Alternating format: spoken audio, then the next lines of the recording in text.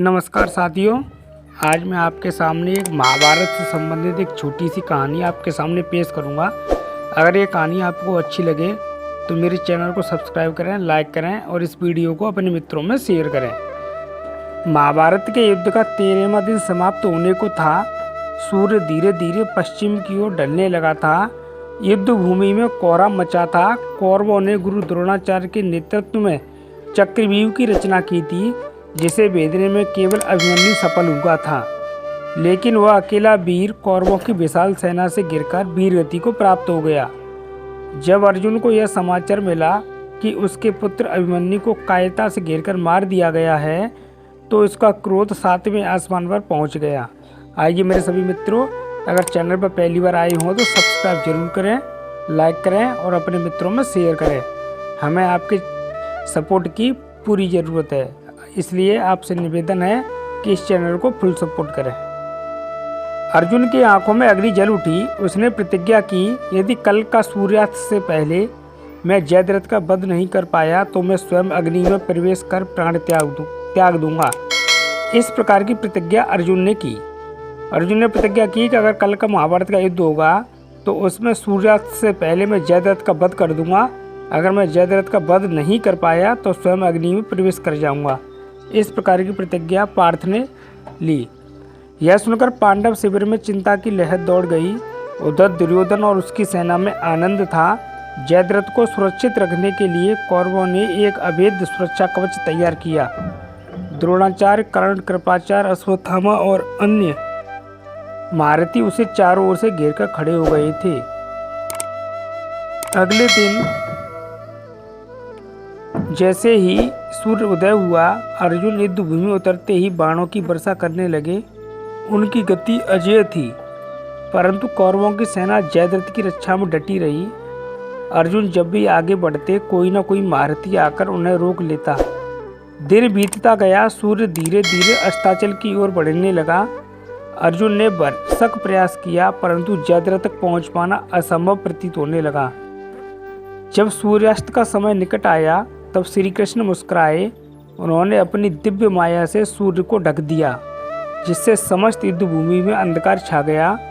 कौरव सेना में हर्ष की लहर दौड़ गई। जयद्रथ गर्भ से बाहर आकर अर्जुन का उपहास करने लगा। पार्थ, तेरी प्रतिज्ञा व्यर्थ गई। अब सूर्यास्त हो चुका है। अब तू अपनी प्रतिज्ञा के अनुसार अग्नि में प्रवेश कर जा। इस प्रकार के कटु वचन जयद्रथ अर्जुन से कहने लगा। अर्जुन सिर झुकाए खड़ा था। तभी भगवान श्री कृष्ण ने संकेत किया और तत्काल अपनी माया उठा ली। सूर्य पुनः प्रकट हो गया।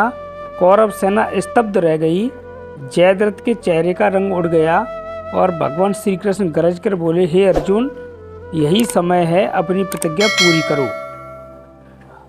अर्जुन ने तुरंत गांडीव उठाया और अपने दिव्य बाणों से जयद्रथ की ओर निशाना साधा। श्री कृष्ण ने अर्जुन को स्मरण कराया कि जयद्रथ के पिता को वरदान प्राप्त था कि यदि कोई उसके पुत्र का सिर धरती पर गिराएगा तो उसका मस्तक फट जाएगा। अर्जुन ने एक दिव्य बाण चलाया, जिसने जयद्रथ का सिर धड़ से अलग कर दिया और उसे आकाश में उड़ा दिया। श्री कृष्ण की कृपा से वह सिर सीधा जयद्रथ के पिता की गोद में जा गिरा। जैसे ही उन्होंने उसे स्पर्श किया, उनका मस्तक फट गया और वो भी प्राण त्याग बैठे, यानी जयद्रथ के पिता के सिर के 100 टुकड़े हो गए। पूरा युद्ध क्षेत्र अर्जुन की इस अद्भुत वीरता को देखकर दंग रह गया। पांडवों की सेना में विजय की गर्जना गूंज उठी, जबकि कौरवों के शिविर में मातम छा गया। दुर्योधन का चेहरा पीला पड़ गया, क्योंकि उसने देखा कि अर्जुन अपने प्रण पर अड़िग रहा और अपनी प्रतिज्ञा पूरी कर ली। इस प्रकार अर्जुन ने न केवल पुत्र की मृत्यु का प्रतिशोध लिया, बल्कि अपने शौर्य, धैर्य और श्री कृष्ण की बुद्धिमत्ता से इतिहास में एक अमर गाथा लिख दी। उनका यह पराक्रम युगों युगों तक याद रहेगा। जयद्रथ के वध के बाद युद्ध भूमि में तूफान सा छा गया। अर्जुन द्वारा जयद्रथ के वध के तुरंत बाद कौरव सेना में हाहाकार मच गया। दुर्योधन की आंखों में आग जल उठी। वह अपनी पूरी सेना के साथ अर्जुन की ओर बढ़ा, परंतु श्री कृष्ण ने अर्जुन को संकेत किया और पांडवों की सेना ने एक संगठित प्रतिघात किया। युद्ध फिर से तीव्र गति से चलने लगा। जयद्रथ के वध से क्रोधित होकर कर्ण, कृपाचार्य और अश्वत्थामा ने अर्जुन को घेर लिया। कर्ण ने अपनी शक्ति का संपूर्ण प्रयोग किया और अर्जुन पर बाणों की वर्षा करने लगा। अर्जुन अपने ही बाणों से उत्तर देने लगे, लेकिन कर्ण के दिव्य अस्त्रों ने उनके रथ को झकझोर कर रख दिया। कर्ण ने नागास्त्र का प्रयोग किया। वह बाण सीधे अर्जुन के मस्तक की ओर बढ़ा, लेकिन भगवान श्री कृष्ण ने कुशलता से रथ को थोड़ा झुका दिया, जिससे वह बाण अर्जुन के मुकुट को उड़ाकर निकल गया। अर्जुन ने तत्क्षण दिव्य बाण चलाकर कर्ण को पीछे हटने पर मजबूर कर दिया। युद्ध भूमि में दोनों पक्षों के योद्धा क्रोध से उन्मत्त हो गए थे। भीमसेन ने अपने गदा प्रहार से कई महारथियों को धराशायी कर दिया। नकुल सहदेव ने अपनी तलवारों और बाणों से कौरवों की सेना को तितर बितर करना शुरू कर दिया। जयद्रथ के वध से बौखलाए दुर्योधन ने अपने मामा शकुनी से सलाह ली। शकुनी ने कपटी योजना बनाई। उसने कहा, भांजे, अर्जुन और भीमसेन के रहते इस युद्ध को जीतना कठिन है। यदि हम श्री कृष्ण को किसी तरह हटा दें तो पांडव कमजोर हो जाएंगे।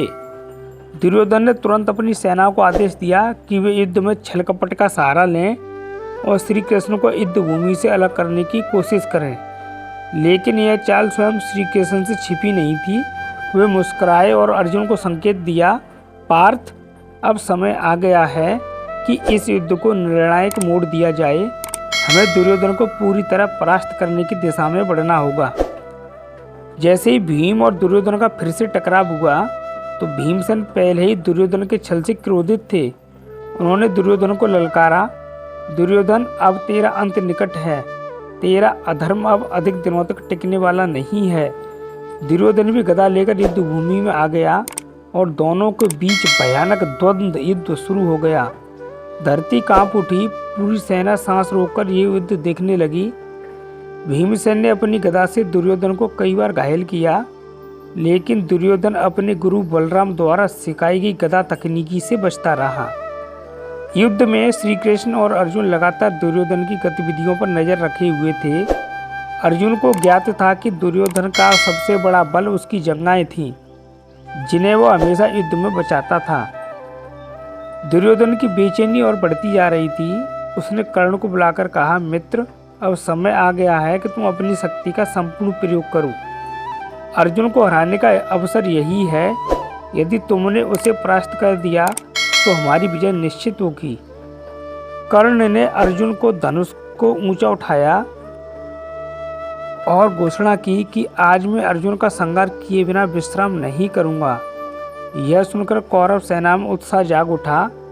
उधर भगवान कृष्ण और अर्जुन ने भी कर्ण के इस संकल्प को सुना और मुस्कुराए। भगवान कृष्ण ने अर्जुन से कहा, हे पार्थ, यह समय तुम्हारे परीक्षा का है। कर्ण एक अद्वितीय योद्धा है, किंतु उसके भाग्य में विजय नहीं लिखी। याद रखना, यह युद्ध धर्म और अधर्म की अंतिम लड़ाई है। जैसे ही कर्ण और अर्जुन आमने सामने आ गए, दोनों महारथियों ने अपनी संपूर्ण शक्ति झोंक दी। बाणों की वर्षा से आकाश ढक गया।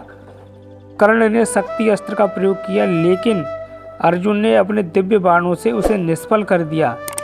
युद्ध इतना भयानक था कि स्वयं देवगढ़ भी इसे देखने के लिए एकत्र हो गए। धरती कांप रही थी। संपूर्ण कुरुक्षेत्र रणभूमि में तब्दील हो चुका था।